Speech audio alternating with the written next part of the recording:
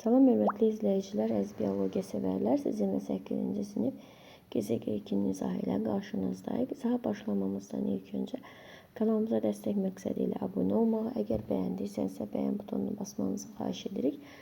Bitkinin əsas orqanlarına daxildir. Bitkinin əsas daxil deyil, rizoid bitkinin əsas orqanlarına daxildir.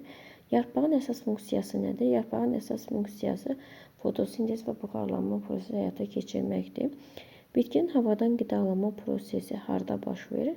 Havadan qidalanma prosesi yarpaqlar vasitəsilə həm karbon qazını havadan udurlar, eyni zamanda günəş enerjisindən istifadə edərək qeyri-üzv maddədən su və karbon qazından üzv maddə sintez etmiş olur.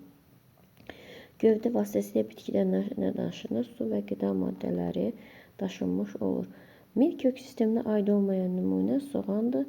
Soğan saçaqlı kök sisteminə aiddir. Bitkinin cinsi çoxalmasında iştirak edən orqanı toxumdur. Toxum bitkinin cinsi çoxalmasında iştirak edir.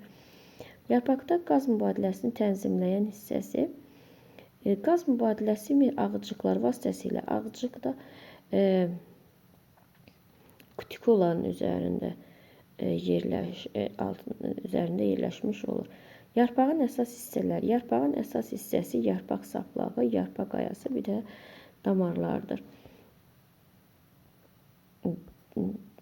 Bitkinin gövdəsinin böyüməsini təmin edən toxuma meristem toxuması bitkilərdə böyüməni təmin edən toxumadır.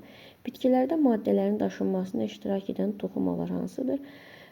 Ksilema və floemadır. Ksilema ilə su və mineral maddələr, floema ilə də üzv maddələr daşınmış olur. Su bitkilərinə nə deyirlər? Su bitkilərinə hidrofit bitkilər deyilmiş olurlar. Yarpaqda fotosintezin baş verməsi üçün hansı amillər vacibdir? Yarpaqda fotosintez prosesinin baş verməsi üçün yadınıza saxlayın. Bir lazımdır ki, karbon qazı lazımdır.